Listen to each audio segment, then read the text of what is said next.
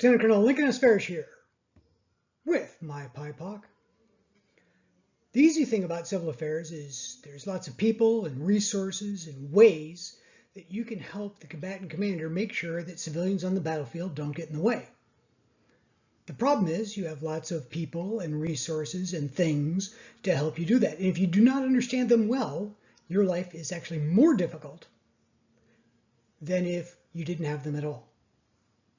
So let's talk about one group of people that can really make your life easier, both outside the wire and during exercises. Now, as always, these are my thoughts. Not USCAPOC, DOD, SWAC, Colonel Lincoln S. Farish's thoughts. Let's get started, shall we? One of the best ways to maximize your ability to accomplish the mission is understanding the strengths of others and knowing how to leverage their skills to maximize your plans. And one group of people are chaplains.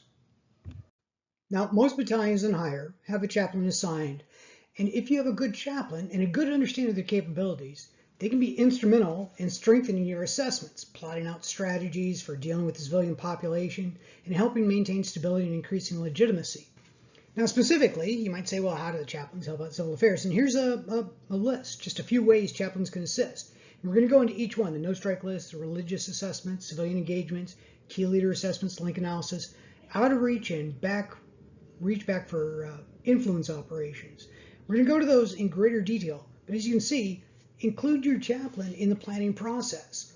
They really help you out, not only with exercises where they can take a different slice of the assessment process and free you up to do more in-depth, but also outside the wire. It's always a little trickier once you get in country because they may be snatched up to work for hire.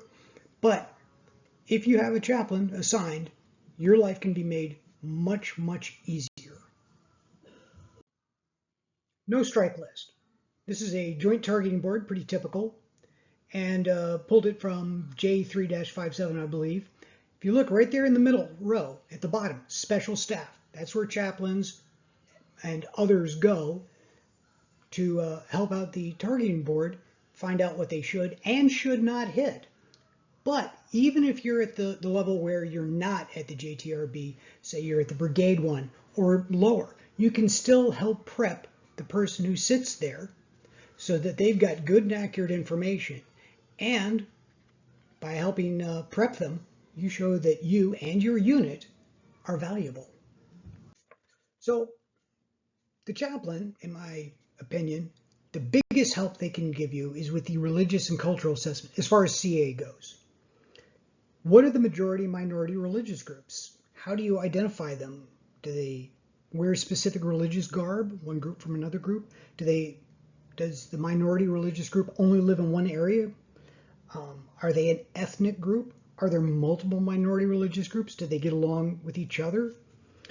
Are some more favored than others? And friction points. There's a big one. All religions have different ideas on the hows and whys of life, and it's a very convenient cover for robbery and mayhem. So like, hey, that cult found gold on its territory. Well, let's go tax them for being heretics. Now you got a problem.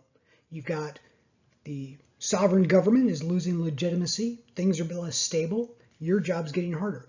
If you know about the majority and minority religious groups and how they interact, you can help mitigate these problems. And the chaplain can help you identify these friction points that are religious and possibly the reason behind the issue.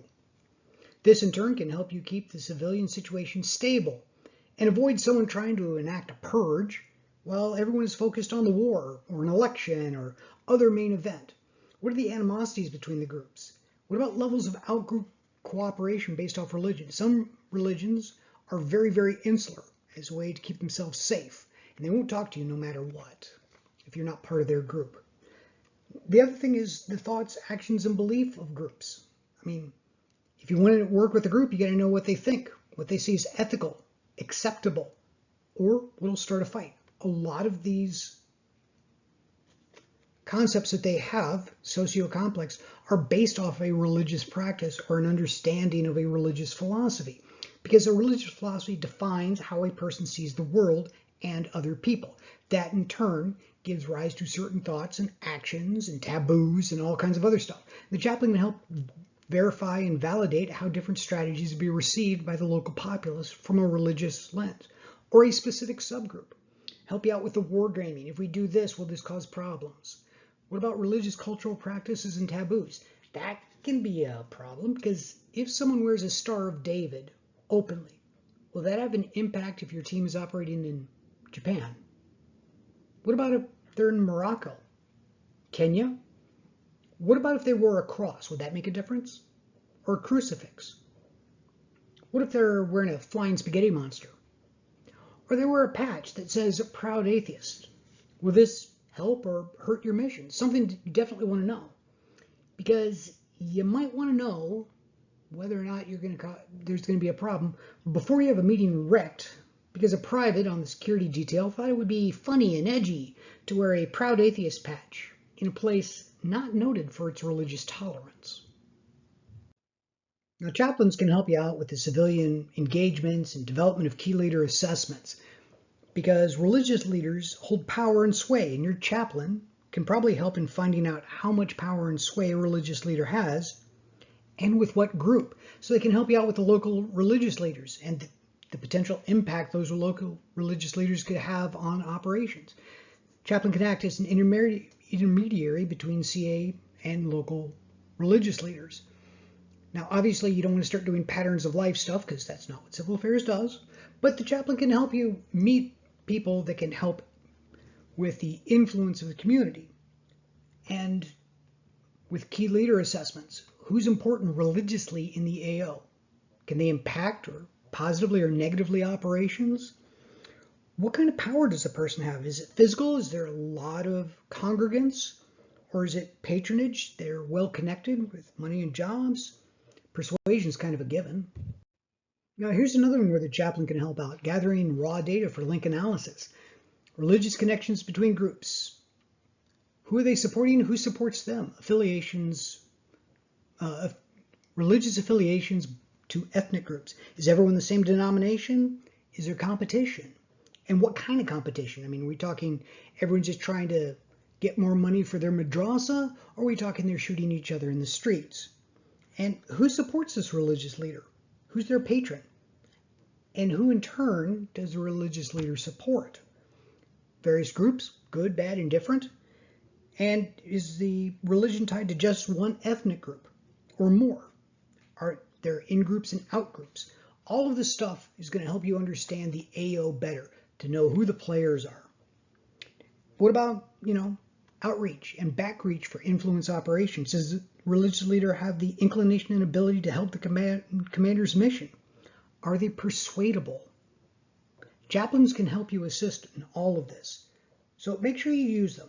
Make sure you bring them to the planning sessions, include them on that, give them a chance to break down for an exercise, to break down what is known and brief you on that, give them a chance to shine.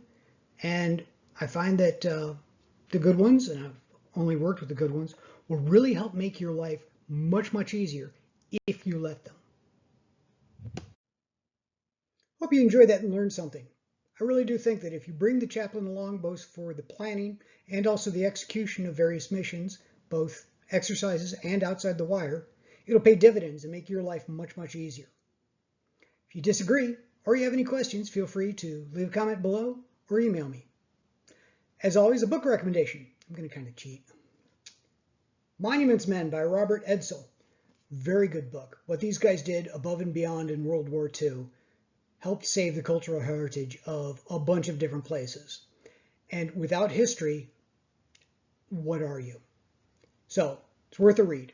Yeah, I know George Clooney was in the movie, and I may be the only one that actually liked it, but the book is definitely worth reading because what these guys did should definitely be remembered.